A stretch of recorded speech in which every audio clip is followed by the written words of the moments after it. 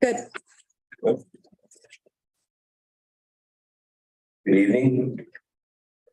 This meeting is being held in accordance with the public laws of 1975, Chapter 231, and adequate notice of this meeting has been provided by a notice sent to the Asbury Park Press, Two River Times, and the Star Ledger, and posted in the main lobby of the municipal building and on the municipal website. Please rise for the Pledge of Allegiance.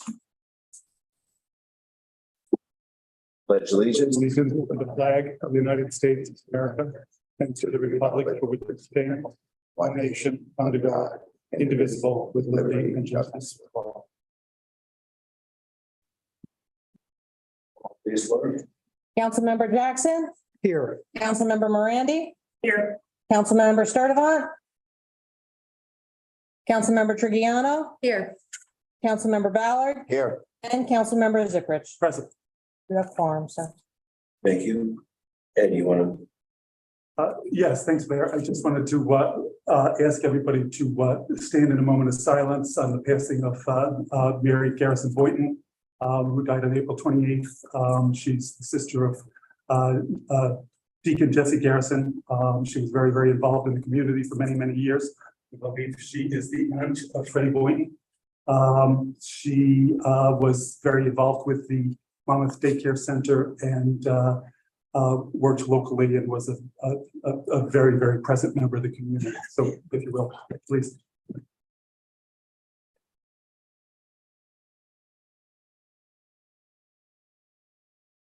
Thank you. Thank you, Councilor. By the way, I think this is our, we should be streaming this council meeting live on Zoom as well as, I'm sorry, on YouTube. And Sue, of course, has it on her Facebook page. So you'll be able to rewatch it on YouTube. Some proclamations. To recognize National Police Week 2023 and to honor the service and sacrifice of those law enforcement officers killed in the line of duty while protecting our communities and safeguarding our democracy. Whereas there are more than 800,000 law enforcement officers serving in communities across the United States, including the dedicated members of the Red Bank Police Department. And whereas since the first recorded death in 1786, more than 23,000 law enforcement officers in the United States have made the ultimate sacrifice and been killed in the line of duty, including one member of the Red Bank Police Department. And whereas the names of these dedicated public servants are engraved on the walls of the National Law Enforcement Officers Memorial in Washington, D.C. Whereas 226 new names of fallen heroes are being added to the National Law Enforcement Officers Memorial this spring, including 64 officers who were shot and killed in the line of duty in 2022. And whereas the service and sacrifice of all officers killed in the line of duty will be honored during the National Law Enforcement Officers Memorial Fund 35th Candlelight Vigil on the evening of May 13th, 2023. And whereas May 15th is designated as Peace Officers Memorial Day, in honor of all fallen officers and their families, and U.S. flags should be flown at half-staff.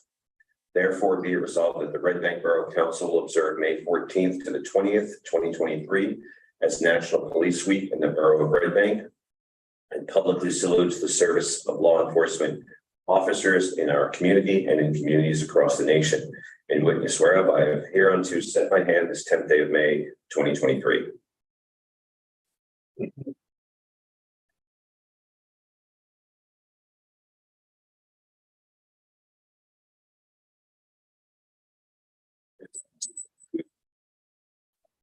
This is National Public Works Week 2023. Whereas public works services provided in our community are an integral part of our citizens' everyday lives, and whereas the support of an understanding and informed citizenry is vital to the efficient operation of public works systems and programs such as recycling, sewers, streets and roadways, public buildings, and solid waste collection, and whereas the health, safety, and comfort of this community greatly depends on these facilities and services.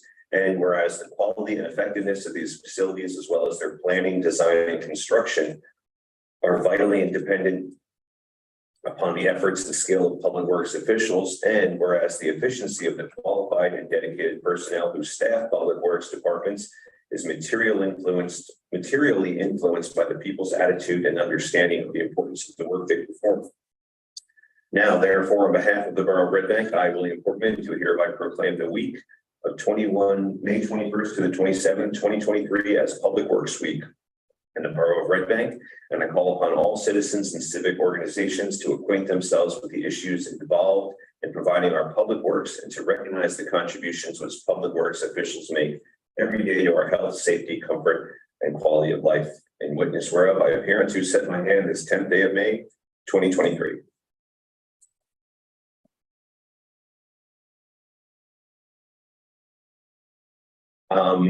And then we have a proclamation for Older Americans Month, 2023. Whereas it is important to acknowledge the contributions older individuals have made in our communities and in the workplace to the economic well-being of our nation through civic leadership and mentoring. And whereas our expanding elder population profoundly impacts every facet of our lives, redefining our ideas of work, retirement, and leisure, altering our housing and living arrangements, challenging our healthcare systems, reshaping our economy, and altering social and public policy. And whereas the opportunities and challenges that await us require our continued commitment to the goal of ensuring that our senior citizens enjoy active, productive, and healthy lives, and do so independently, safely, and with dignity. And whereas the Borough of Red Bank joins the national tradition of designating the month of May as a time to celebrate the contributions of older Americans and rededicate our efforts to better serving their needs. Whereas the Borough Council wishes to express its appreciation for past and continuing contributions of its older residents to the community and to our nation, and recognize that older adults are a vital and growing part of Red Bank. And now, therefore, I, William Portman, Mayor of the Borough of Red Bank, on behalf of the Borough Council, do hereby proclaim the month of May 2023 as Older Americans Month, and express appreciation for the continuing contributions of the borough's older residents to our community. In witness whereof, I appear to set my hand this 10th day of May, 2023. We don't have a proclamation here. I know Laura put a notice up on Facebook. I'd like to acknowledge that it's also Teacher Appreciation Week. So thank you to all of our teachers for all that you do. All right, we don't have any presentations, correct? Mayor, you didn't get a proclamation for Arbor Day, or did you get one? No. For me, it was sent it. Right. Maybe we can do it next meeting. Sorry, Councilmember, I missed that. Then open the floor up for public comments on agenda items only. It's only for agenda items. So public, you have the floor. Yes, Mr. Hecht.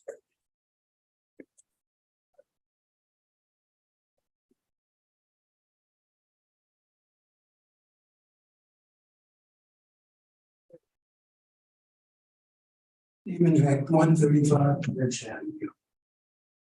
I have a comment and a couple of questions with respect to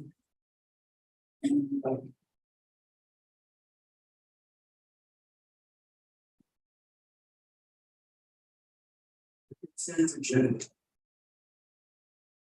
It's 124. The total amount of money represented with these resolutions is $4,768,264. I would like to encourage going forward. I would like to encourage the council when there's this much money involved to vote individually on these kinds of issues. 230,000, 231, 723,000. I think that that amount of money epitomizes individual discussions. If council has any issues, let's go with that. So I want to go ahead and urge the council to do that going forward. With respect to resolution 129, I guess there's a typo in there, and I'm not sure which way to go. The numeric indication on the budget $87,750 proposed indication is 83,000. So, one of them is correct, one of them is not. I want to just call that to council's attention. And I had one other issue with respect to the consent agenda, and that has to do with the placement of an ATM machine here in Borough Hall. And I'm curious as to what the purpose of that would be. Okay. Yeah. On a daily basis.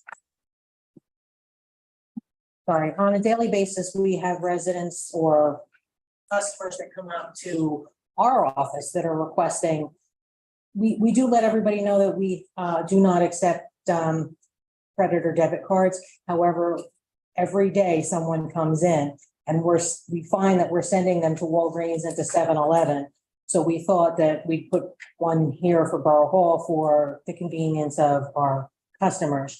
Not only would it benefit the registrar's office, but I feel it would also benefit for court days, maybe for water payments, and maybe even for some of the building permits. Though that generally, people usually bring checks for that.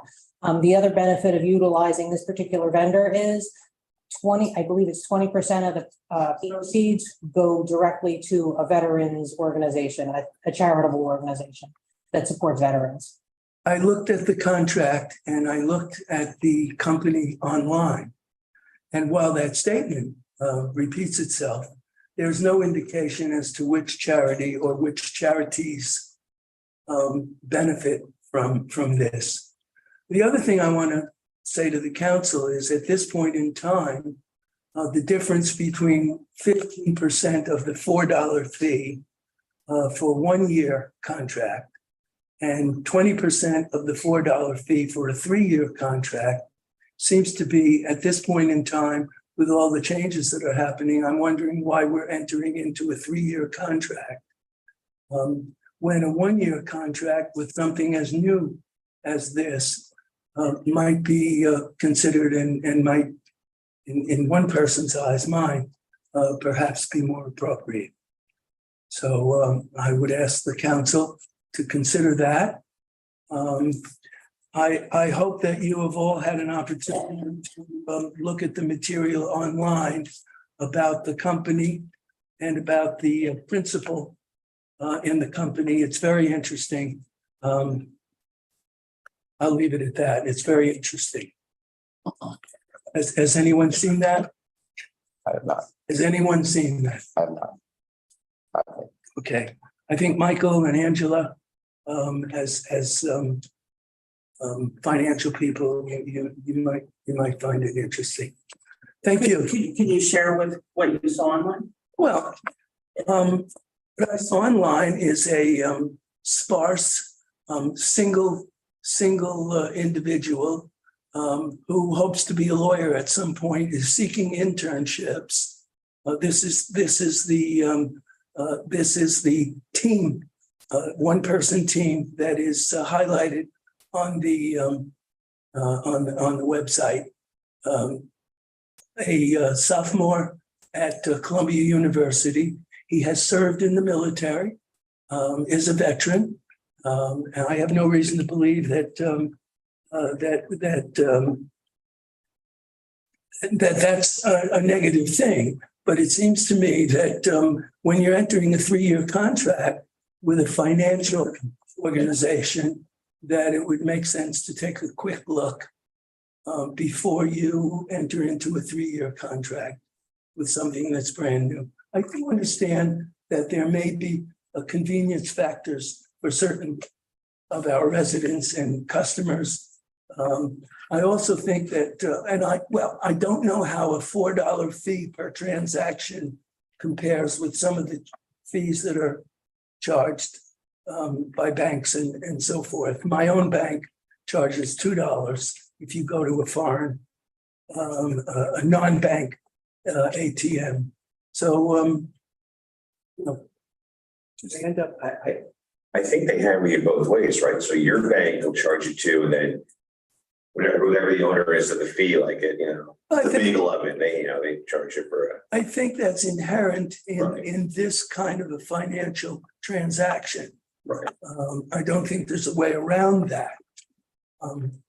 But I do think it's worth taking a look at before you sign a 3-year contract. Thank you very much. Thank you. Thank you, Steve. Mayor, point. Do we know if there's a benefit to entering into a 3-year rather than a 1-year as it had? From what I looked at, if we, in a 1-year contract, we get 15% of the $4 fee. And in a 3-year contract, we get 20% of the fee. So, I mean, It's 60 cents versus 80 cents. Right. yes, about 20-cent difference per transaction. I mean, listen, I didn't look at the website. I didn't research the company like Mr. Heck did. But what he says makes sense certainly about let's try for 1 year instead of 3 years and see if it's, something that works and how often it's being utilized. And that makes sense to me. Who was proposing this resolution? You were? It came before me. I shared it with the borough attorney. I'm sorry. It came before me. I proposed it to the BA and to the borough attorney. They both reviewed it and they were fine with it. I thought it would be a nice benefit for, the people that come in and save them a trip over to Walgreens or 7-Eleven. Right. Is Darren online? Does he have any comments?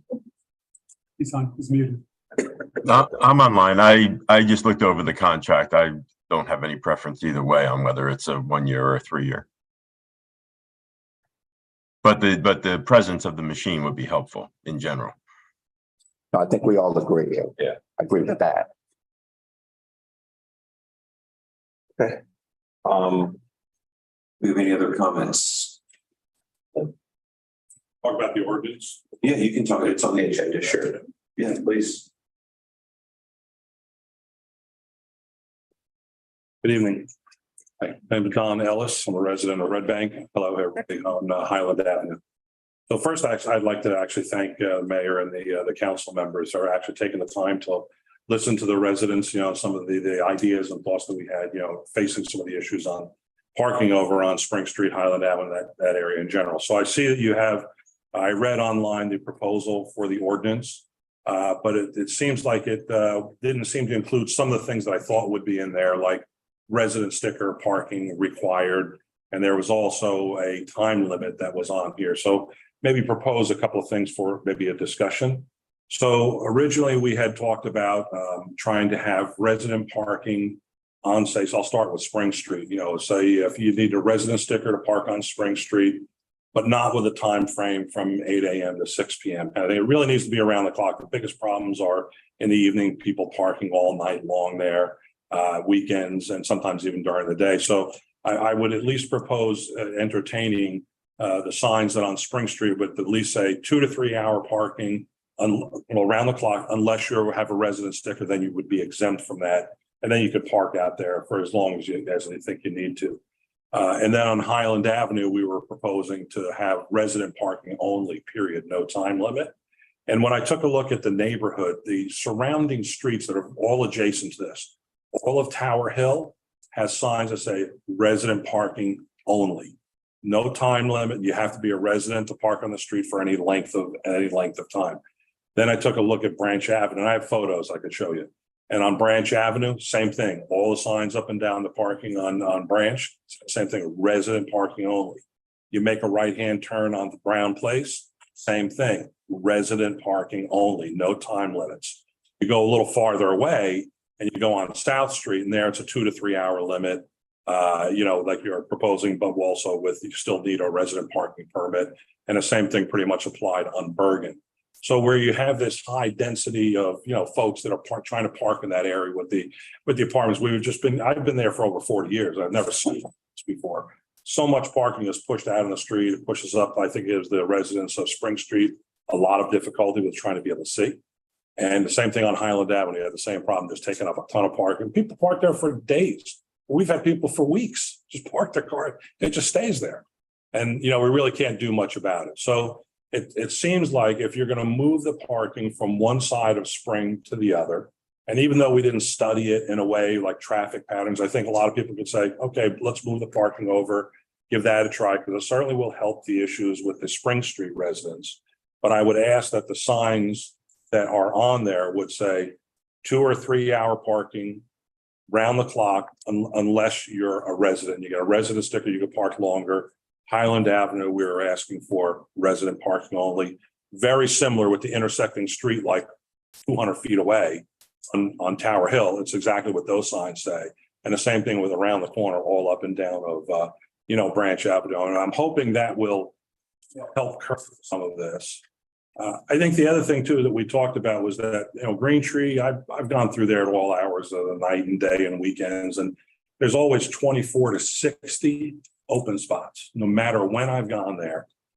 24 is the least I've ever seen open, and 60 was the most that I've ever found. Probably averages like 30, 35, at least. So I would almost think that somebody would ask, the owners of that apartment complex to say, can you open up more visitor parking? Like if they opened up 15, 20 more spots to visitors in there, I think that would really help a lot of the residents on Spring and Highland just by taking some of that, that parking off that street. So I'd ask that somebody take a look at that. And I wouldn't ignore the other apartment building up the street at Red Bank Terrace. I know people that live there. We've had plenty of people from Red Bank Terrace come down on Highland Avenue, park their car there for 4 or 5 days. And they said, well, the parking's tough over here. So they just leave their cars there. And then it starts to clog up the whole block, it's a bit of a pain. And so all the other thing too is if we move the parking to the other side of the street as you exit Highland Avenue, and I know Mr. Zipprich and the police chief said they were going to look at doing some striping. I would ask that as you exit Highland Avenue on the right and the left on the Spring Street side, that maybe put like a 75-foot buffer. So, when you're pulling out, you got plenty of a good sight line there's a lot of cars. I have 18 houses on that street. We get a lot of traffic. So as you're pulling out, if you had like 75 feet either side that had yellow striping, no parking, then people can go in and out. It also allows for the garbage trucks to back in, the fire trucks to have enough turning radius to go back in. The garbage trucks back in, usually, so they need to be able to back up and be able to turn on the street. So they just need that striping in front of those areas. So I'm hoping if we can accommodate some of that stuff, it would go a long way with, I think, getting a mutually satisfactory, solution, to the problem. And I always say, we want to be good neighbors. I've lived there, like I said, forever, since I was, pretty young when I moved to Red Bank. And I would really just want to be able to coexist with everybody and find a solution that meets everybody's needs, including the apartments. Like I get it, they got a business. But we as residents also have our livelihoods tied up in those homes, and we've got kids on the street.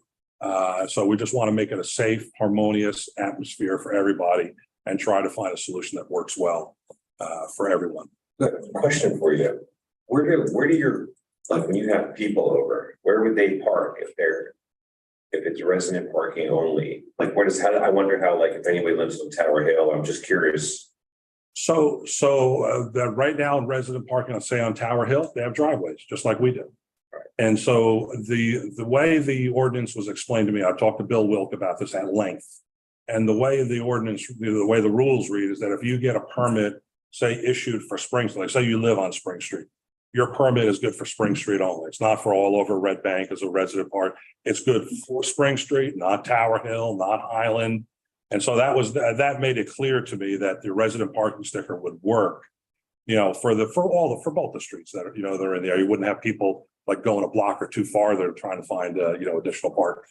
So I think those folks, if they have people coming over, they park in their driveways. I have a driveway. I think most of the folks on our street have a driveway. Even I do when your band's playing in the backyard, you got like 30 cars. And they'd probably arrest me for the noise. So that's what I have to, I have a pretty big driveway, actually. No, but like I said, we're trying to find a solution that works. And I don't know, maybe it's the alternative that you have, 2 hour parking on Highland with I think that's where you're going. The residents. 2 hour parking with the Like, residents.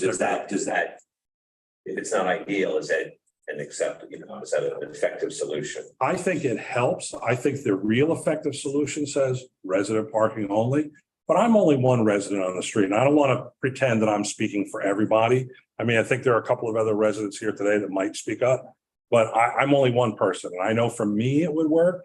and the few people that I talked to on the block, I believe it would work. You know, but I'm not here representing the entire neighborhood, but I think I don't know the folks behind me want to maybe get up and render their opinion. Darren, you want to weigh in on this at all? And just to recap, what you were suggesting was Spring Street resident sticker, 2 to 3 hour parking. Yeah, I think that's was originally what the parking committee talked about, either a 2 hour or a 3 hour parking limit around the clock, not between 8 a.m. and 6 p.m. Just applies around the clock. So whenever you park there, it's 2 hours only. And Highland Avenue resident parking only, Only around the clock, yeah. around the clock. Yeah. And then, like I said, if that doesn't work, I think you can talk to the neighbors, see what they think if they had to add like a 2 hour parking limit on, on that, for when they have company coming over or something like that. Like I said, this is a slippery slope you get on this thing. You start to think you're solving something and you create a problem somewhere else. Yeah, I guess you could always- Darren, do you have anything to add here? And I know, Darren, we've spoken a few times. We tried to get a hold of the people who own the apartment building. We haven't had luck yet, but it'd be great if we could open up more of those visitor spots. I agree, but I'm sorry, go ahead, Darren, if you have anything. So there's a few things. I'll try to cover all the points the gentleman spoke to. First of all, we're trying to phase out resident only parking. I don't even know if it's constitutional. We were challenged on Hudson Avenue and lost years ago because it's a public street. It's not limited to people who just live on that street. All taxpayers pay for the street. So not just the ones that live there. So we're trying to phase that out around town and go to the 2 hour or 3 hour limits with residential parking. We don't enforce overtime parking after 6 o'clock at night anywhere in town. They're all 8 a.m. to 6 p.m. We don't have a mechanism to even enforce it. We don't have parking enforcement working in the middle of the night. And certainly if we start enforcing it all over town, we have a better use for our police officers than to write overtime parking tickets at 1 o'clock in the morning. So our ordinance ends at 6 o'clock at night for that. Our meter parking extends to 9 o'clock, but our overtime parking for residential areas ends at 6. And that's townwide. As far as the residential stickers, I mean, they work. The point you made, Mayor, about people having company over is exactly the problem with residential only, because then anybody who comes to your house and visits has to park in your driveway. If you only have room for one car in your driveway, that doesn't really work. As far as the distance from the corner of a yellow zone, I get that point, but it's set by state statute at 25 feet. That's what it is everywhere in town, everywhere in the state of New Jersey. It's 25 feet from the corner, 50 feet from a stop sign. That's statutorily set. We do have the ability to increase it, but as far as I know, we don't have any in town that are increased beyond the normal 25 feet. And I think that was about it. So may I comment? So maybe one of the thoughts that I would have around the parking about the time limit, the real issue starts later in the day, right? For all the neighbors up and down Spring Street, because otherwise doing this is not going to solve. Otherwise, I don't think that what we're proposing will solve the issues at hand. So what I would simply say is if you're gonna do 2 hour parking, just do 2 hour parking. It's around the clock. It's the only way that you'll prevent people from parking there around the clock. Otherwise, all you're doing is shifting the parking from one side of the street to the other, and all of those cars will park there 24/7. Especially at night, because that's really if you go down Spring Street, like during the day, it's pretty empty. Folks, they all go to work, a lot of working folks over there. Right? So, but you go there at night, you can't, it's very, very crowded. And you go up on our street and that's where the overflow parking starts. And then when the weekends come, and the weekends are nice, they get the friends coming over, they're staying all night long, all weekend. They have cars just parked there, they come on Thursday or Friday, they don't leave till Monday. And they don't go anywhere. So that's why if you think it has to have a time limit on the parking, I would really ask that you make that time limit just around the clock. You can park there for 2 hours, it's not a problem. If you're a resident, you can park around the clock. If you have your parking car out front, that's fine. But if you don't have the resident sticker, you can't just come into the neighborhood and park your car on that street, at nighttime and leave it there for, 14, 16 hours. Well, it sounds like it'll, if you're putting a time limit on parking, that'll eliminate people parking there for 2, 3, 4 days, right? Obviously, because parking enforcement's happening between 8 and 6, that's when they would catch them. I don't know how much it would affect people who show up at 8 o'clock at night, park, and then they're, the overnight parking. And again, if we don't have that enforcement, But you still have a little bit of the same problem. The neighbors that complain now on Spring Street say, I can't see because these big vans park out there at night. You can do the same thing to the residents that live on the other side. There are driveways on the other side of the street. We got several driveways that go up and down, Spring Street. So all you're gonna do with those folks, if those vans park there, they can't see and they can't get in and out. So although it's just the problem is smaller, right? the problem still exists. You shift it from a bunch of people over here to a bunch of people. And these are vans that are owned by residents on that street, or are there people coming from? Because if they're coming from, well, I guess Darren, can we, we had been talking about, I know Long Branch does it, not permitting commercial vehicles, or with trailers and things like that to be parking on the streets. I guess that's something that would apply here as well. Yeah, we talked about that in committee, but we kind of looked at that as the next step. I think we have complaints all over town about commercial vehicles, but then we have other people who are not in favor of such an ordinance. It's been discussed a couple of times, I think, in the past on council and never gained much traction to ban them. But it is an option the council can do a no commercial vehicle parking overnight ordinance at some point. And I would just mention that what the gentleman said is exactly right. All we are doing is flipping the parking from one side of Spring Street to the other. That was the original issue here, for safety reasons. He's right. There are driveways on both sides of Spring, but much fewer on the east side than the west side. And almost all of them are exiting nose first. In other words, people are pulling out of those driveways, not backing out. So it is just flipping the parking to the other side, but there was a reason behind it for the safety of the people living on the east side or west side of the street, rather, who have to back out of their driveways. We're not having any net loss or net gain of parking spaces. So even if we left it just as it is today, it's not changing anything on Highland Avenue. And if we flip it, it's also not changing anything on Highland Avenue. The same number of cars will be parking in the same number of spaces. Two separate issues, right? Yeah, but clearly there really are a couple of several drives that don't have to back out. They don't. I mean, I know where he's talking about is farther up near the Little Silver side, probably. But you go farther down near Highland, there are several driveways down there, and then a little farther down, getting towards the light, there are a number of driveways there. They all have to back out. They don't have the ability to turn around. But I really think that if you could see your way towards it, doing the parking to say 2 hour, but doing it around the clock, I think will solve a lot of what you're looking at. Like I said, the adjacent streets have that, like Tower Hill, resident parking only, Branch, resident parking only. The other streets, limited parking. So I'm just trying to look for a solution that will work. Yeah, no, I appreciate that. Yeah, I just would hate to see us put the signs up that says 2 to 3 hour, 9 to 5. So we're right back where we started. You just move the parking from one side of the street to the other, but it didn't change the congestion problem. Transient people just parking their stuff there overnight because we see a lot of strange cars come in. Like when you live there, you kind of know where that car come from. But see, they're there for a few days and they leave. See a lot of that. Okay, Thank you. Thank you. I think there was a gentleman over here. I just had, yes, sir. Thank you very much for your time. Thank you.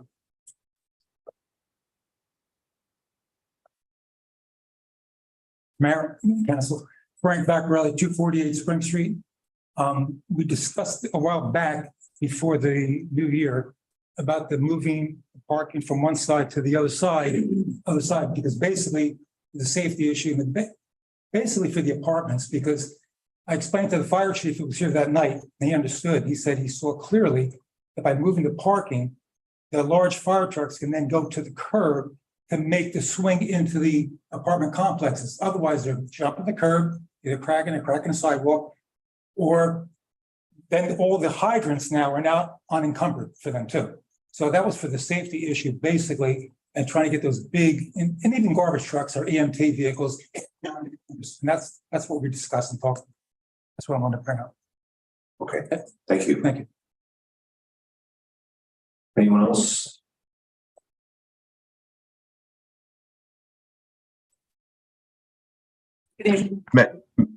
Sorry, Mayor, there are a couple online. I can't quite see when somebody's coming from the audience, so if you could just let me know.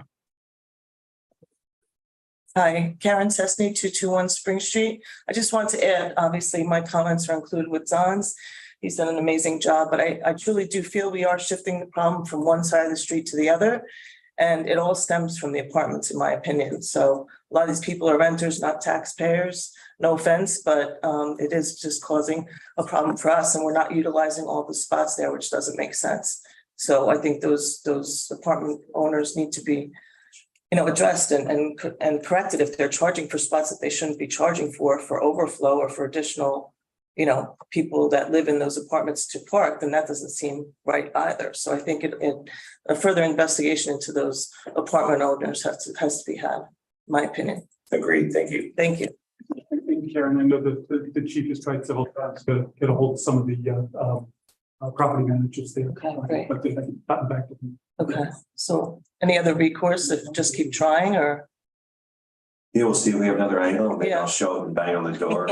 I'll show up. Good. Thank you. I mean, Mayor, permission to speak? Yeah. I mean, just some clarity, Chief, about what was just said about people parking. I mean, I'm just a little confused, about regulating that. From the chief, I don't understand. We can't. You can't. Okay. No, we can't tell the landlords that they aren't allowed to charge for an additional parking spot. That it's kind of common in apartment complexes, actually. Yeah, I just wanted that clarified from the get. Thanks. This would be asking for like a boon, we work with it, we're having this issue. If you're not utilizing this property, can we open up visitor spots or what have you? And hopefully be amenable to that. Just one other quick one. You have to come up to the mic and speak and say your name and address. Just Does that also account for Section 8 housing? Because people with low income, they can't afford, these additional spots. that I'm not sure. Yeah, I mean, because that's part of what Green Tree has. So you just feel sorry for the folks. They're trying to make a living and, they're charging for these extra spaces, but they got their other car. So they're going to wind up parking on the street to save the Right. whatever they're charging. So maybe something to look into. Thank you. Anyone else?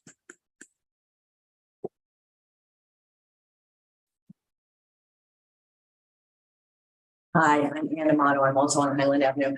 You can just say the number of Highland.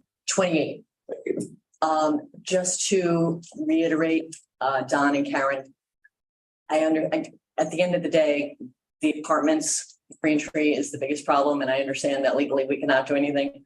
Obviously, anything that any of you could do to encourage them to do the right thing would help tremendously. The other thing I would mention is there are a couple of commercial vehicles, as was discussed. Could we do something, if these vans are registered to towns far away, they should not be allowed to park there, even if the people are living there, they don't know their van. So just a thought. If I may, one of the issues that I discussed with Don and with Alberta Latana as well was by implementing a resident sticker, any of those vehicles that weren't registered to Red Bank, then you would be able to enforce. Yes, Because they would be able to, so you would encourage them to do that. but that I think would be a little helpful. Registered other places. Thank you. Anyone else? Sure, just taking a second go at it. Stephen Heck, 135 Branch, one sentence, just to correct the record. I made a mistake and I wanted to be clear. In our ordinance that's proposed, there is the name of a nonprofit organization receiving contributions from the vendor. And I want to be clear on that. And I apologize. One of our residents pointed that out to me. Thank you. Yes.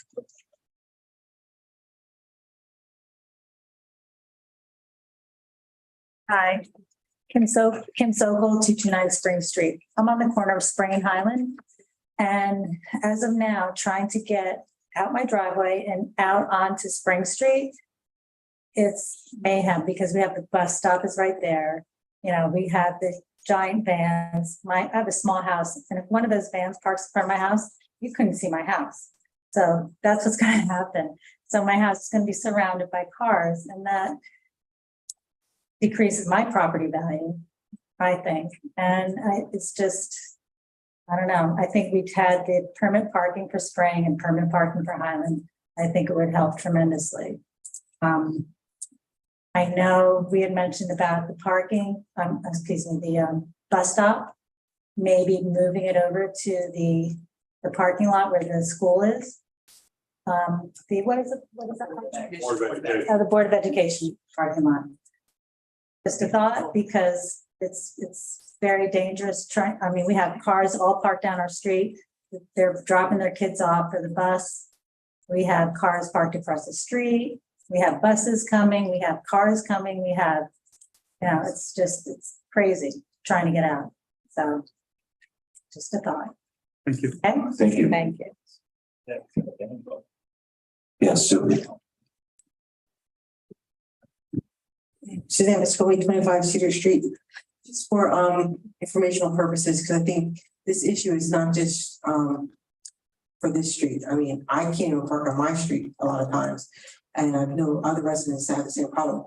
What is the process to get like the 3-hour parking, or it looks like what is more palatable that you guys are looking to do, not the resident only parking? So what is the process to get a 3-hour parking sign on your street? Darren, how does that process start? So just a request really to my office, and then I would forward it to the parking committee. And then, the parking committee would discuss the pros and cons, and then if they recommend it to a council vote, then that would be basically the process. So it's just an open process. It's not like a written form, like we just wrote a letter. No form. Well, you could do it. You could do a letter, but there's no form. So. Okay, thank you. Thank you. 1 second. I know we had somebody online. Darren, do you activate that, or is Laura? Yeah, I can do that, Mayor. We have a few online, actually. First one is David Glisson. You have the floor if you unmute yourself. David?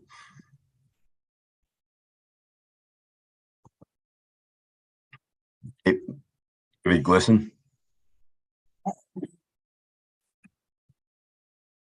You need to unmute yourself, David.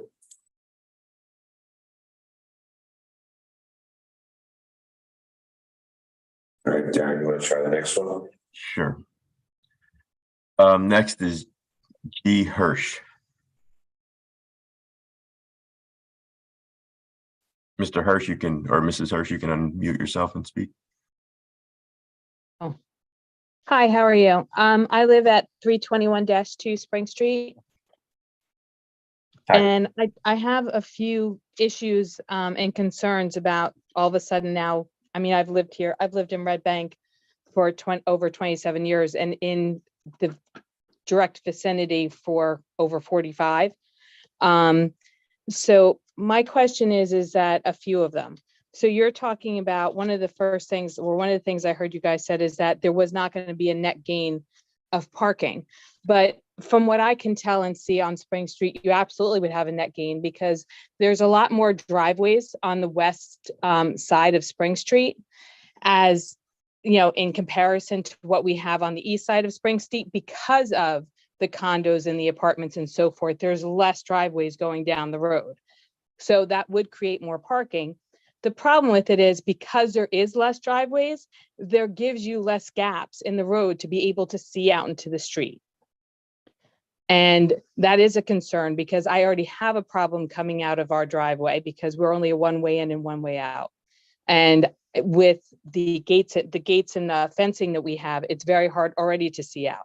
So with the addition of now having the parking there, I think it would be a big problem as far as visually being able to pull out of the driveway. And that is a concern of mine. Because you said that there's 25 feet from a corner, but that only, and I want to confirm, that only has to do from a street, not from people's driveways. You have right to basically the end of the driveway, correct? Yes, that's correct. Right. So there's no give there, and then it takes away all the visual. And again, because we have no other driveways next to us from our, like in our whole complex, you lose that whole visual lane versus the other side of the street. The reason you would be right that about the gain in spaces if it were the way you're probably picturing it, but we are going to build in a buffer at each driveway so that you do have, it won't be a full 25 feet, but there will be a buffer at each driveway, partially to help people to be able to see better coming out of the complexes, but more importantly to allow access for fire trucks and sanitation trucks because they wouldn't make the swing. So we are going to have a buffer at each driveway. That's going to be most primarily set by the fire department. They're going to go out there with us and assist us with setting that buffer. What is the buffer they're anticipating? It's not set. It's not a set in stone buffer. We're going to make it whatever the fire department feels they need. But the problem is that it's not just about a 10-foot buffer. When I'm pulling out my driveway, I need to be able to see down the street, and I'm basically then have to be out into the street to be able to see, because our driveway is a little bit lower than our grass area. So you're already losing a little bit of the vision. And then with cars there, I really won't be able to see too much to our left unless there's gaps in between. Whereas right now on the west side, because there's multiple houses there, you have gaps in between. Like even in our small area. But the reality is no residential houses anywhere have any buffer at all. Like anywhere you go in town, there's no buffer next to the driveway. Mm-hmm. No, I'm just saying, but there's more room and areas to see in between because there's more driveways on the west side of the street. And my other question to you is also for, you were talking about maybe like doing 2-hour parking for visitors. And then if you live there, you could get, would it be a hanging tag or would it be something you actually have to put on your car? They're stickers, I believe. Okay. My issue where we are per se is that we are in a complex. We have very limited visitor parking at the back of our complex. Other than that, you do have to park onto the street. Now, it's not all the time because we do have our own private parking. But you do have times, and even in holidays and so forth, that you do need to park onto the street. So what happens in that time frame? You have a 2-hour parking and you have people there for 4 hours. You're going to ask them in the middle of dinner to move. Could it be some type of hanging one, whereas I could give it to my family member coming to my home, or is that not even a possibility? Well, that's not allowed. It's only for the actual resident. Otherwise, people would be giving them out to everybody and we'd have no control over it. But it's actually registered to a specific car. So if we look up the permit number, it would match the registration on that car. Mm-hmm.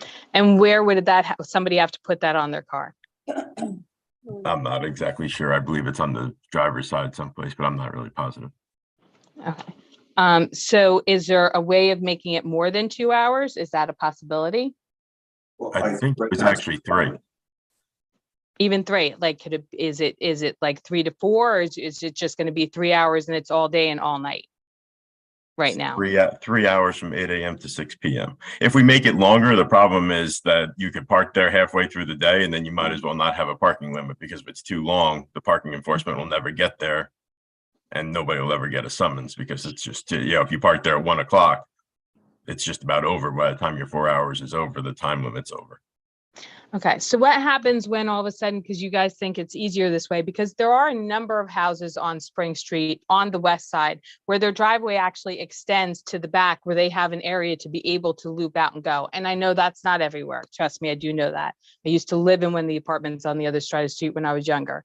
Like, are we accounting all of that, or this is going to happen no matter what we think the visibility might be for us? Well, it wasn't to make it easier, it was to make it safer, but I mean, it's going to happen if the council votes for it. Well, where is there a study showing that this would be safer? I guess I'm kind of questioning because I haven't seen one. There wasn't one. Between myself and our traffic safety officers and our fire department, everybody agreed that this was much safer. Don't we usually try to get a study done to make sure? No, that is the study. Our traffic safety officers review it. Okay. So if this happens and all of a sudden you're coming out and because you can't see somebody, there's an accident, there's no recourse for anybody because it's just, they're just doing, it's already set up, correct? I'm not sure by recourse is your I guess, insurance. I'm I not guess sure what you here, mean. well, no, I don't mean my insurance. So here's my question. When they go out and they're going to do this study, can people actually observe it? When they come out again? I'm not sure what you think the study is. We don't stand out there and watch it. We just look at what the situation is now and what the improvement would or wouldn't be. And No, in this that's what I case, mean. our engineer also reviewed it. Okay, so usually when you have the engineer, there's documentation. There is not in this case. I don't recall specifically if there's document. There might be a memo from her. I'm not positive. Okay, so that's something that I might be able to send in a request for, correct? You could Oprah it if it exists. We'll provide it. Okay, yeah, I just don't know that this would be a great idea. I almost wish that we could start with the sticker parking and see what happens with that first and then go from there. But I appreciate your time. Thank you very much. Thank you. Mayor, next is Alberto Laratunda. I'm sorry. I'm more with you. Mr. Laratunda, you have the floor. Good evening, Mayor and Council. My name is Alberto La Rotunda, and I live at 242 Spring Street. My family's lived at that address for about 30 years now. About a little over a year ago, I leafleted homes fronting Spring Street in this particular area and got together a group of residents, about 7, 8 residents, who were interested in the parking issue. And we approached Councilwoman Morandi.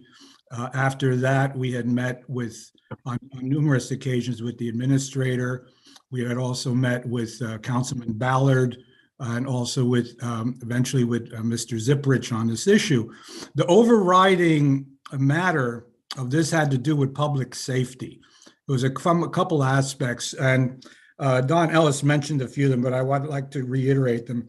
The first thing is that the access to these apartment complexes is very restricted, especially if it involves a ladder truck, because there's not enough arc to get into the driveway, not only for fire safety vehicles, but also the routine garbage trucks. They literally have to crawl onto the sidewalk to get in and out of some of these complexes. And in response to that, the former public works director had a change made already on Spring Street where for certain hours you could not park on the west side of Spring Street so that the garbage trucks could have access into one of the complexes. So this is already something that had already started several years ago. So the access to the apartment complexes is one issue. Another issue is a benefit is the availability of fire hydrants, which are on the west side of Spring Street, which would typically be partially blocked, even within the legal limits by cars that are parked there.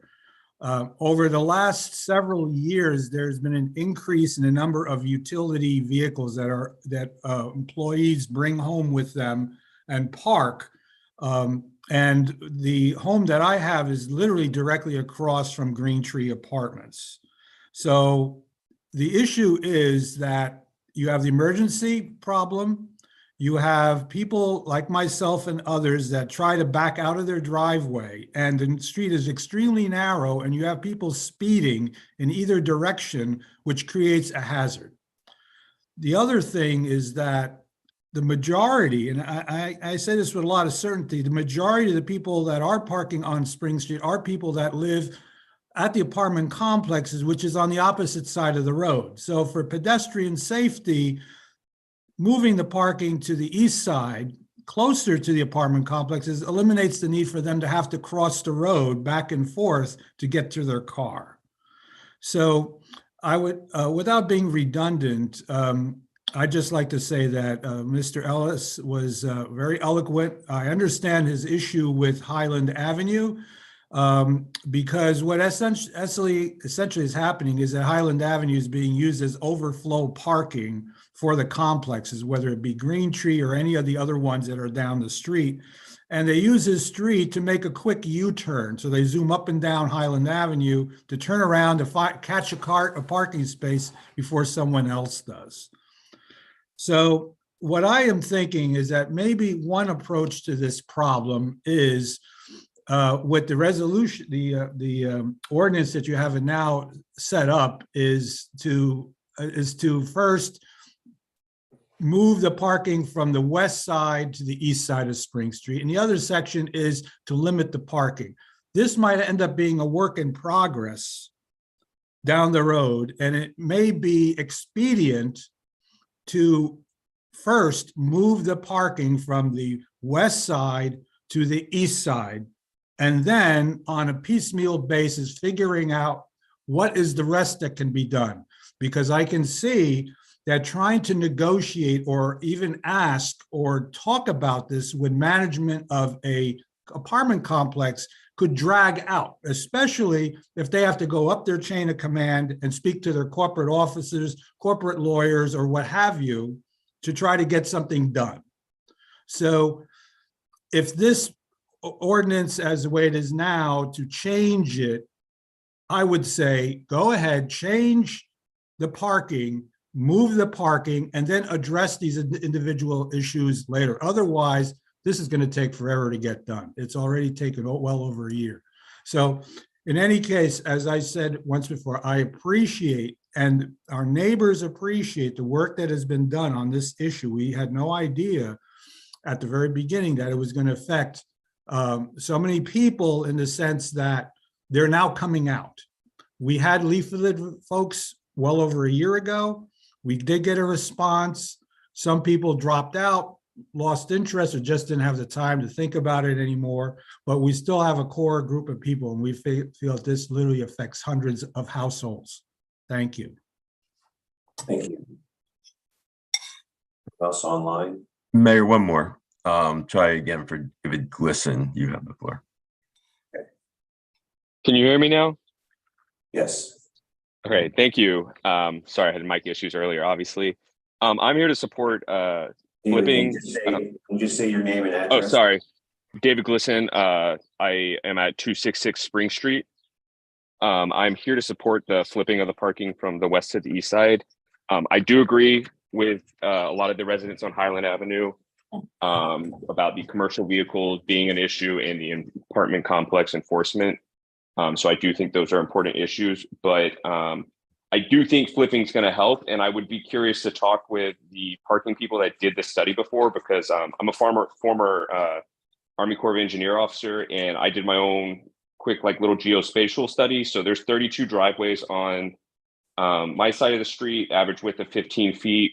And there's one road intersection at 30 feet and 4 fire hydrants with a minimum legal standoff of 20 feet.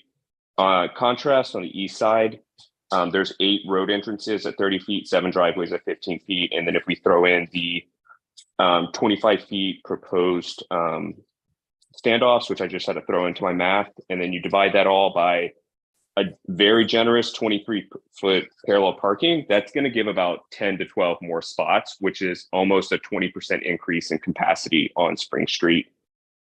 Second, I would also like to emphasize the safety aspect. My house is one house with a fire hydrant in front, and almost every night there is a car parked in there for multiple hours a day.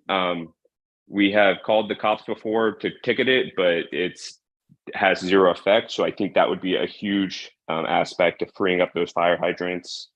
And I would also like to reiterate the fact that all the residents that are parking on the street are living across the apartment complex, and they're dashing back and forth across their street, carrying groceries with their kids. And I have seen a lot of close calls before. So I think it is definitely a safety aspect. So I support the flip. I think it will give a noticeable increase. And I also think the residents that have voiced about the parking permits, that makes a lot of sense. I used to live in Washington, D.C. What we had was permitted parking for our streets. And we also had a city issued piece of cardboard, basically, that was one visitor pass that we could give to a visitor at our house to put in their dash. The gentleman that said you can't control that, it was issued to our house and it was serialized. So there was a little bit of control, and that might be a way that each resident at least gets one visitor pass that they can issue into their dash for extended periods. So thank you for your time. Thank you. Our Nation resident, there you go. Hi, I'm Karen Campione. I live at 270 Spring I'm Street. sorry, just do that again in the microphone. Karen Campione. I live at 270 Spring Street. I think Alberto and David pretty much covered everything that I wanted to say. I'll only add one sentence, and that is that I think there's a lot of emphasis being given to Highland Avenue and Green Tree Apartments. I live up across the street from Red Bank Terrace. And of course, beyond there, going up to Little Silver, there are several other apartment complexes and condominium complexes. So don't forget us in your considerations. Thank you. You're welcome. Yes, Freddie.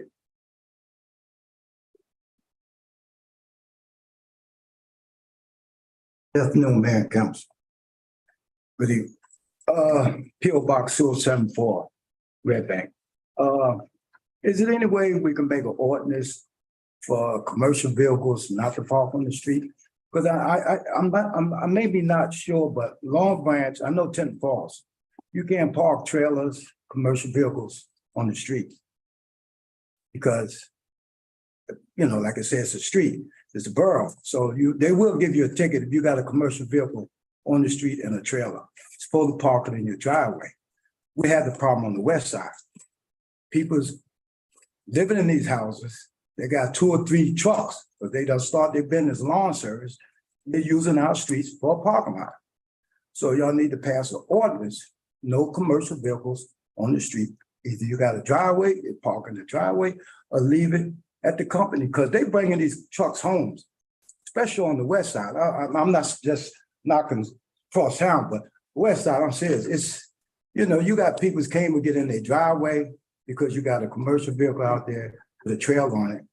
Then you got a big van. The guy done opened up a company, and he got 3 vans he using the streets. He can't put them in his driveway, so really need to be an ordinance that your vehicles must be in the driveway if you got a business, trailers. They shouldn't be on our streets.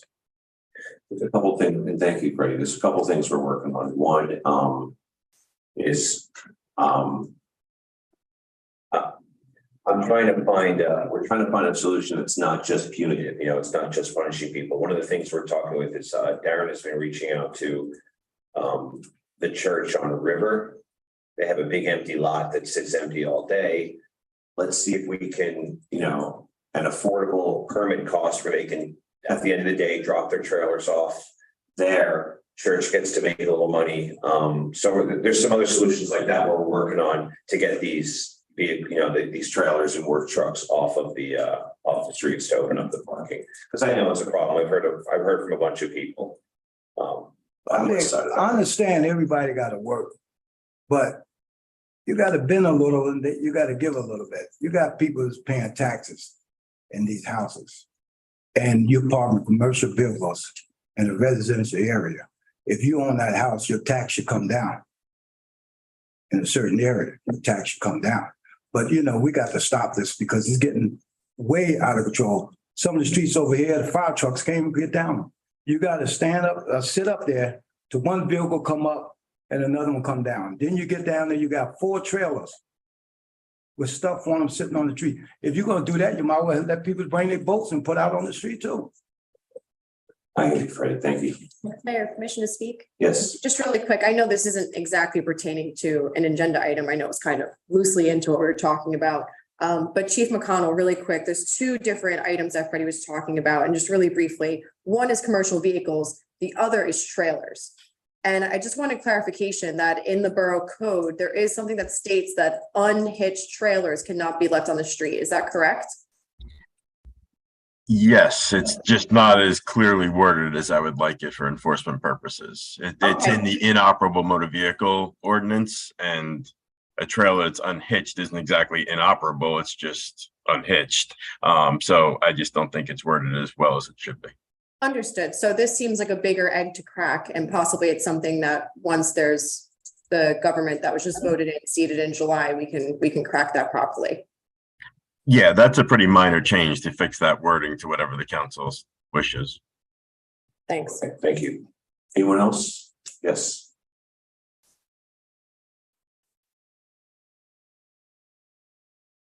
Cindy Burnham, 71 Wallace. I believe, because we've had this problem on our street also on Wallace.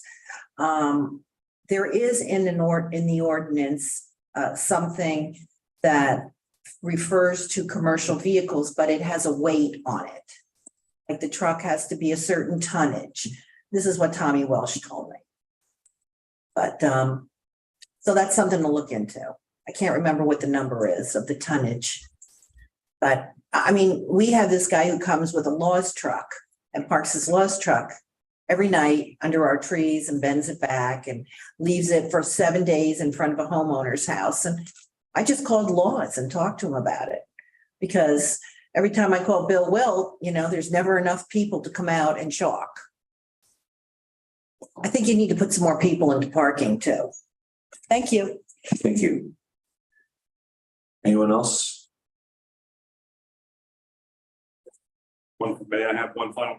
Okay, final one. Hold on, let me make sure anyone else, is anyone else going to be speaking publicly? Right. Yeah, sorry, there you go. And I Just gotta restate your name and address. Yep, Donald Ellis on Highland Avenue, Red Bank, New Jersey. So just one last thing, so I know we had a lot of conversation and a lot of good discussion, I think, about moving the parking, and it seems like we're heading in the direction of moving the parking over. I would just ask the council to please consider putting the signs up. If you think there needs to be a time limit, like the 2 or 3 hour, that's fine. But please do it not with a 8 a.m. to 5 p.m. because it doesn't solve the problem at all. On any of those streets, it won't solve the problem. On Spring Street, you'll still have all of that parking overnight. People who have driveways that still stay on there will be faced with the same thing, and we'll be faced with the same thing on Highland. It won't change anything. So you're thinking even just to let people know, even though it won't be enforced overnight, just to still. Part of it, look, part of it's a deterrent, right? But the other thing is also is that we do have parking folks that work at nights. We have parking downtown where they'll issue tickets a couple of nights a week. I know the guys work one night a week now, but they're looking to put more people on. But part of it's a deterrent, that if it becomes a chronic problem, at least you have the ability to say, hey, there's the sign. You're not supposed to be parking there. And we don't want to be calling the people all the time. We just want to be able to try to solve the problem. So I'm hoping that you see your way to put the signs up that says, resident parking only, 3 hours or whatever, unless you have a resident sticker, but just don't make it restrictive to the 8 a.m. to, 6 p.m. or whatever it is. I think it'll go a long way to solve the problems. All right, thank you. All right, thank you for your indulgence and your patience. Hey, Mayor? Yeah. Sorry, Mr. Laratunda raised his hand again. Okay. So close. Mr. Laratunda, you have the floor. Sure, thank you. I want to just mention one observation that I had, that the bollards, I believe they're called, that can temporarily block off Broad Street downtown for outdoors eating and things of that nature. What I have noticed is that vehicles who need to make deliveries to the restaurants that are on the east side of Broad Street, they have to travel down.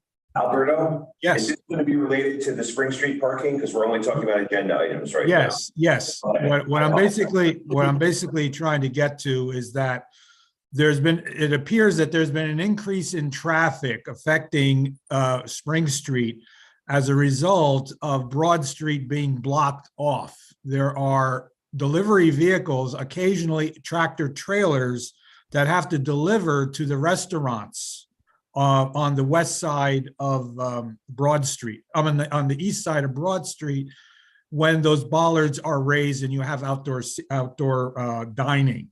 So this is something that has, it appears this way.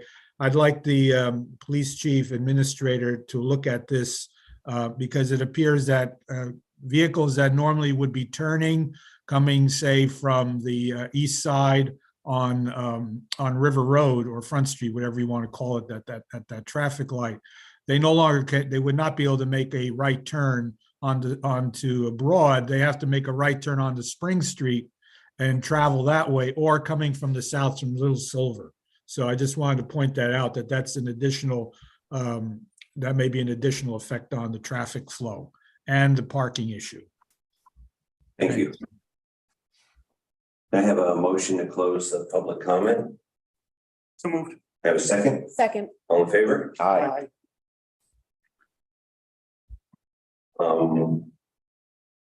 Can I have a motion to approve the minutes from April 26, 2023?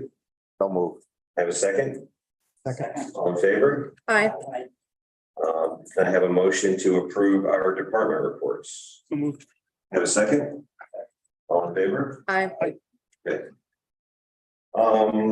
Next up is an ordinance for introduction, 2023-09, ordinance of the Borough of Red Bank, County of Monmouth, New Jersey, amending and supplementing section 680-35, Schedule 4, time limited parking. Is there a motion to approve on introduction? So moved. Have a second? Second. Are we discussing this now, or do we go ahead and just roll call? On introductions for the public hearing will be the 31st. Can I have the roll call?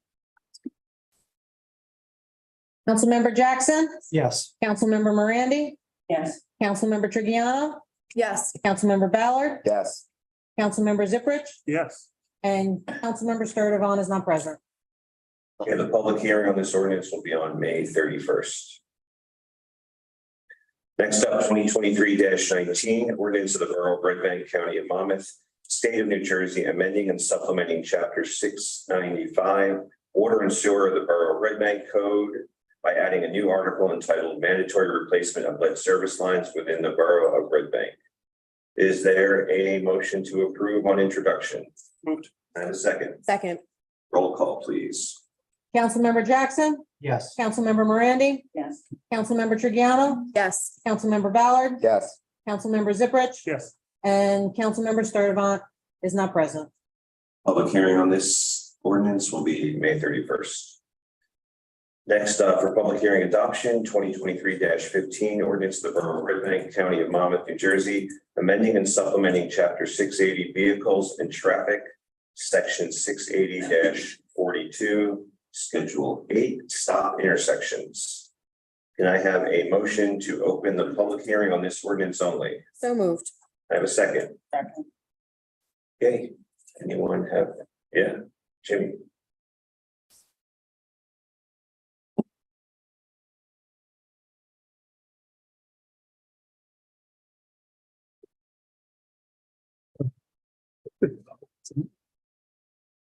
Jimmy Dart, 48 West Sunset Avenue.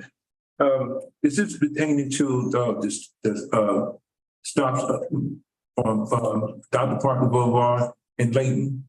Yes. Oh, okay. We just, I was wondering, when it be taken care of, when it would be affected? Question for Chief. What's that? When the stop sign would be, Yeah. if it was passed. Darren, when is the, so if we're having the public hearing on this ordinance,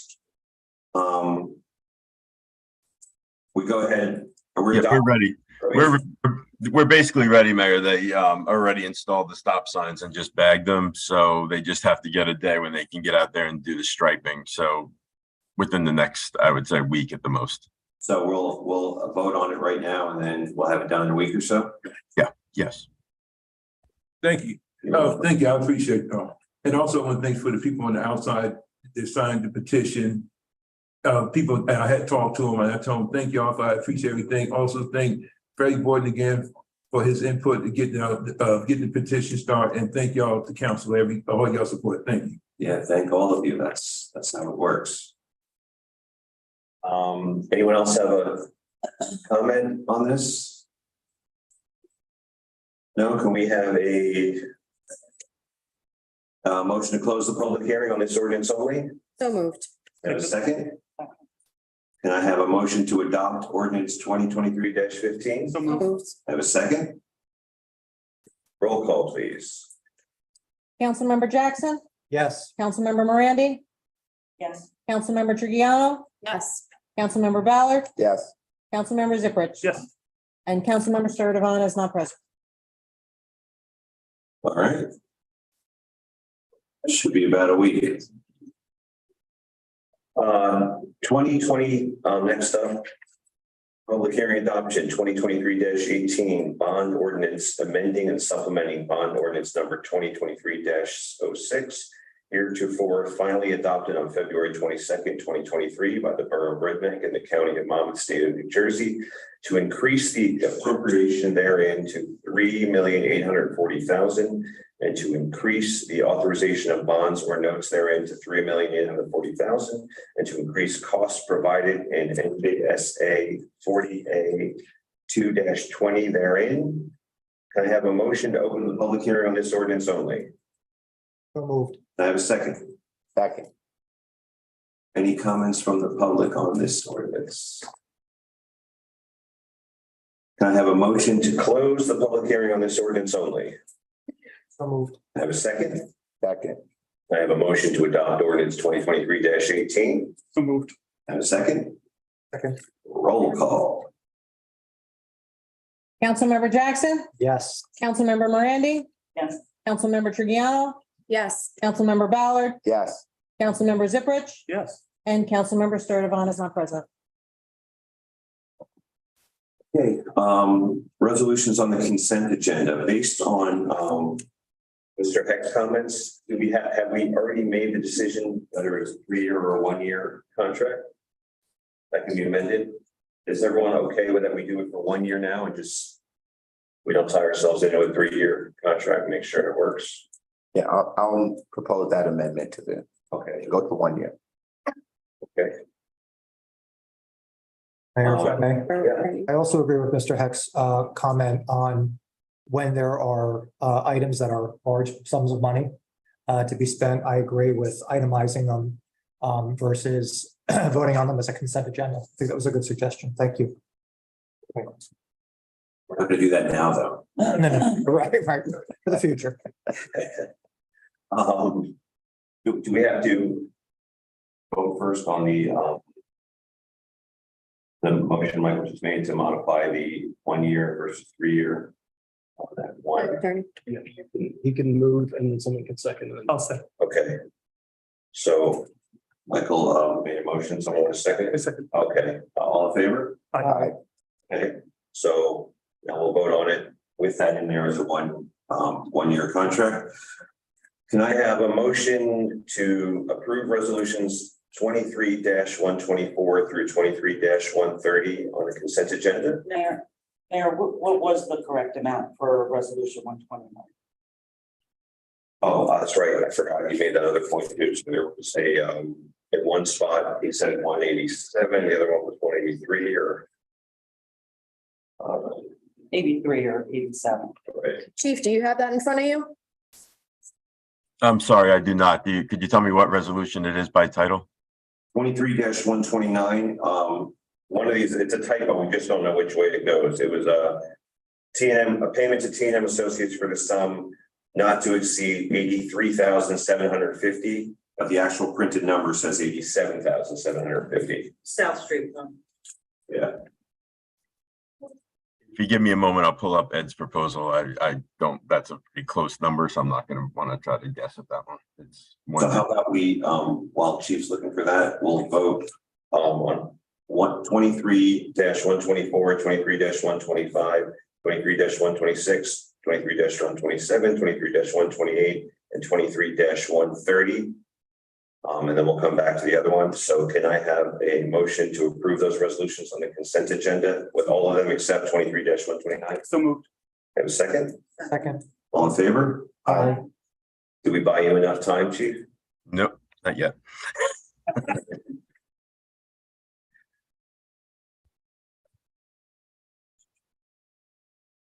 83,750 is the correct number. 83,750. Okay. So can I have a motion to approve resolution 23-129 with the amount of $83,750? So moved. Have a second? Second. All in favor? Aye. All right. We don't have anything for workshop, do we? We do have an additional resolution, sir. Oh, okay. Resolution 131. Okay. You pull it up. We have additional resolution 23-131. Ratifying and confirming the appointment of a temporary part-time administrative assistant in the Parks and Recreation Office. I believe someone was just let go, and this is to replace that person. Okay. I need to read it, or we? I'm unsure, anybody here from the public receive this in the updated agenda posted online or no? So it might be better to read it just for transparency. Ratifying and confirming the appointment of a temporary part-time administrative assistant in the Parks and Recreation Office, whereas the Borough Administrator has recommended that it would be in the best interest of the Borough to appoint a temporary part-time administrative assistant in the Parks and Recreation Office, and whereas pursuant to Chapter 90, Article 6, Section 90-28 of the Revised General Code of the Borough of Red Bank, the Business Administrator appoints Marisol Platoa, a temporary part-time administrative assistant in the Parks and Recreation Office. Now therefore be resolved by the governing body of the Borough of Red Bank that they do hereby ratify and confirm the business administrator's appointment of Marisol Platoa as a temporary part-time administrative assistant in the Parks and Recreation Office effective May 17th, 2023 at a rate of pay of $20 per hour. Be it further resolved that this offer of employment is contingent upon the successful completion of criminal background investigation, physical examination, and requisite screenings. I have a motion to approve resolution 23-131. I'm sorry, Mayor, just one quick question. Yeah. As you were speaking about the resolution, I think you said, and correct me if I'm wrong, that someone was let go. Is this to replace somebody who was out on paternity leave? Mayor, I can answer that if you'd like. So we have a full-time permanent employee who is out on maternity leave. We hired about 6 weeks or so ago, we hired a temporary to fill in that position, and that woman was unable to fulfill those duties. So we need to just replace that for the remainder of the original employee's maternity leave, which runs until, I believe, August or September. Thank you for that clarification. So you were correct and I were correct. Perfect. Motion. So I have a motion to approve resolution 23-131.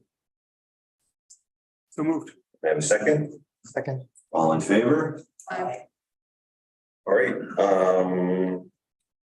Mayor and council comments. Anyone? I'll start down there with Councilwoman Brandy. Any comments? No, just to remind everyone that we'll be adopting the budget May 31st. Councilwoman Triano. Off the top of my head, I would just I'd say that, the fire department had two smaller calls, but calls at work had to be done at a couple of smaller fires. So I just wanted to thank them, for all their work and for responding. And then, just state, with the street changes, we can try things out. We can try this, see how it can, be moved from there. But, I do think that the safety part is a major priority and should be prioritized for everybody. Thanks. Next. It's a little bit soon, but obviously in June, we've got Juneteenth. We also have Pride in the Park on Saturday, June 10th. So additional announcements and details to come. Icon. There you go. Sorry. A reminder of upcoming events in June, Juneteenth celebration, as well as Pride in the Park on Saturday, June 10th. We'll make additional announcements at the May 31st meeting. Councilman Bell. No comment, Mayor. Councilman Sitch. Thanks, Mayor. First off, I want to wish everybody a happy Mother's Day this Sunday. I did tour the senior center with Jackie on Monday and helped meet with Jason in the game room. There is much of the furniture and stuff has been moved out of the freight containers and back into the center. So that stuff had been stored in there for almost 5 years. Some of it was water damaged and mold covered. So Jackie has created a wish list since the pool table survived. They need some new pool fuse billiard balls and cue chalk. The center is also requesting donations, which will appear in Scuttlebutt if I got my stuff into Laura on time today. books and puzzles, playing cards, filing cabinets, round placemats for centerpieces, some bingo balls, some magazine subscriptions, plants, craft items, small weights for the exercise class, yoga, tai chi, senior exercise, videos, pictures for the walls, some potted plants for the back patio, and 2 raised beds for planting, throw blankets and pillows, a podium and mic. She's also requesting donations of travel size hygiene products for the seniors, shower curtain and mat set for the medical office. Grill tools and utensils, pots and pans, cooking utensils. And if anybody would like to donate, you can email Jackie at jreynolds@redbanknj.org and let them know what you can bring by. Would be greatly appreciated. Public utilities, I wanted to commend the DPU team for their quick action during the flooding the weekend before last. When that 4 inches of rain fell, their quick action got pumps up and running to help keep the neighbors from flooding out completely. I also wanted to commend Foreman Donnie Andrews for addressing the catch basins on River Street to help alleviate future flooding, because they did have a problem during that storm over there on River Street. And Donnie did a great job at managing the stormwater issues preemptively. So Terrence also provided a report to what DPU has been working on since Mr. Watson's departure, along with the day-to-day operations of Department of Public Utilities. He's developed a priority plan to develop a strategic plan which can be used as a guide to meet future goals of the department, a succession planning tool for future leaders within the department, and a training plan to educate employees on safety, roles, and responsibilities. And what he has achieved so far is in administration, done a lot of employee conduct and violence prevention training, which was completed on May 3rd, implicit bias in the workplace training, which is scheduled for this week or next week for May 18th. The director's been enrolled in the JIF Leadership Academy. They've gotten recertification classes ongoing for the recycling coordinator. 2 employees are enrolled in arboriculture and 1 basic tree climbing class. The 2 new hires will come on board on May 18th. And the mechanic is pending an automotive technical school program scheduled for September 2023.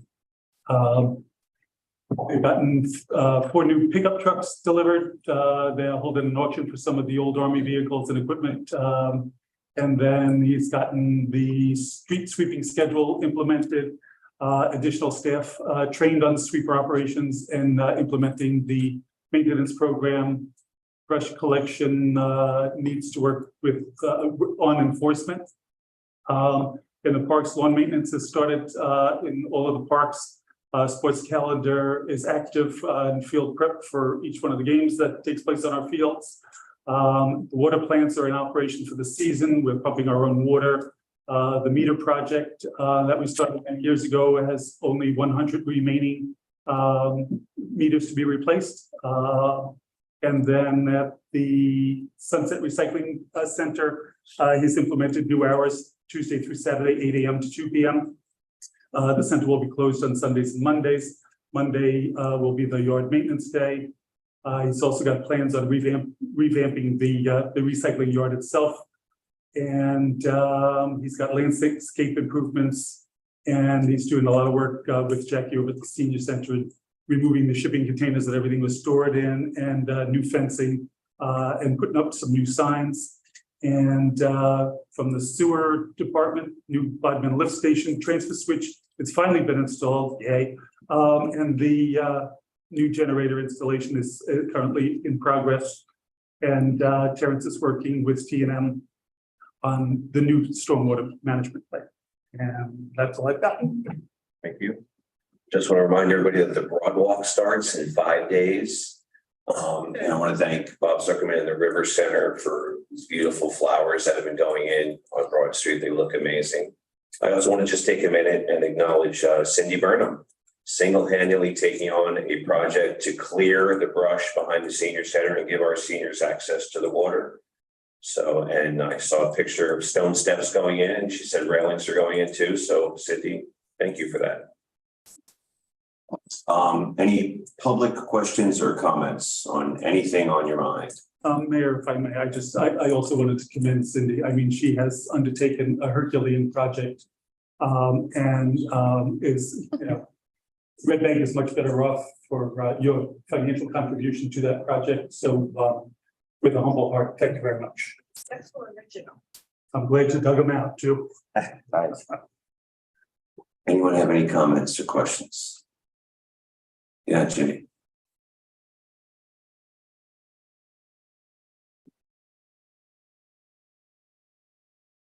Jimmy Dark, 48 West Cincinnati. I just want to thank Nancy for all her input, and I was sitting back there, I said, I ain't want to go out the back, go out the door.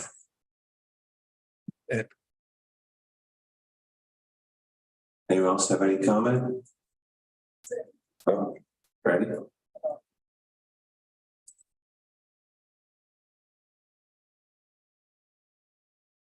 I just want to say and ask the councilman, can y'all just give me 1 minute closed section? I just want to speak to y'all and everybody leave.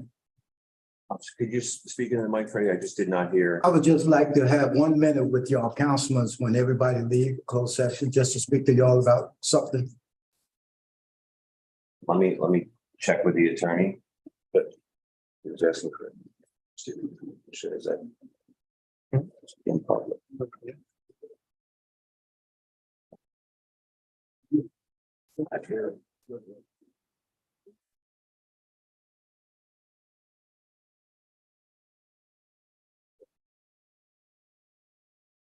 Is that something, Freddie, that we could talk about and put it on the next council session? It's just, I want to speak with the councilman's person, and I have done this in the past, so. Okay, I'm just trying to clarify, just legally, procedurally, you know, when we go into executive session, normally we know in advance. So I just want to get what the process is. Mayor?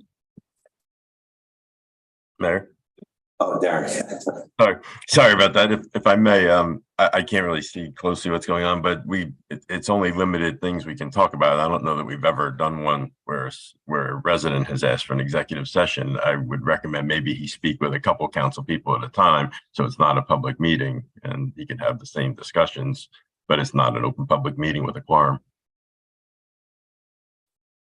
It would have to be there's only a few exceptions to a public meeting, employee contract negotiation, litigation, but without having any idea what he's talking about, it's difficult to say if we could even do that if we wanted to. Brady, would that be acceptable that we had some individual smaller meetings, so we're not?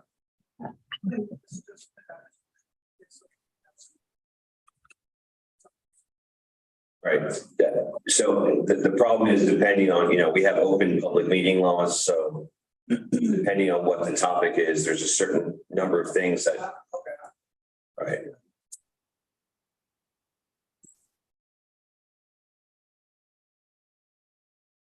I'll go ahead on and speak on it. It was brought to me today, Mayor and Councilman. A lot of people came to me and they're concerned about Bank Street. It's getting worse down there. It's getting terrible. They want to know, is there anything that y'all can do? Because it's getting way out of control. The living condition down there is way out of control.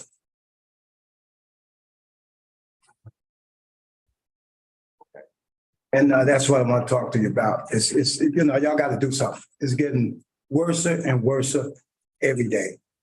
Fire hazard, it's unsafe, it's unsanitary. Let this go on like this in this town. Had somebody from New York come down here and rode down there.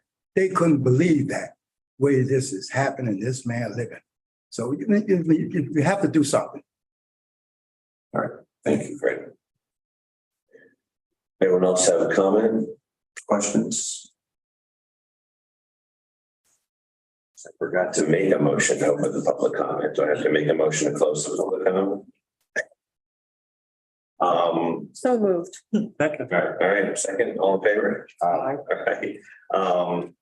Can I have a motion? to- Mayor, Hold on. Mayor, I'm sorry, just as you closed it, Mr. Laratunda raised his electronic hand at the same time. Okay, go, well, I'll motion to reopen it. can I motion to reopen the public comment?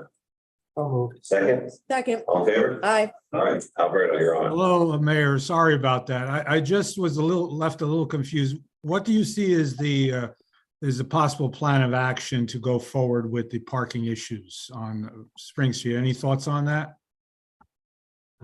Well, it sounds like, Passed, though. yeah, we passed introduced the ordinance as it is, which, includes 3-hour, parking on the east side of Spring Street from 8 AM to 6 PM right now. And, 3-hour parking on Highland from 8 AM to 6 PM. And you can read the ordinance. If you don't have it already, Alberto, it's on the borough website. I have the ordinance, but did you actually vote on the moving of the parking from one side to the other? Yeah, I believe It's in the. Well, that was all inclusive. Okay, Yes, it's in there. okay, very good. Right, Thank you so much. okay. Good night. Can I have a motion to close the public comment again? Moved. Have a second? Second. Can I have a motion to adjourn? I have a second? Second. All in favor? Aye. Thank you all for being here. For executive session. No, exactly. Okay.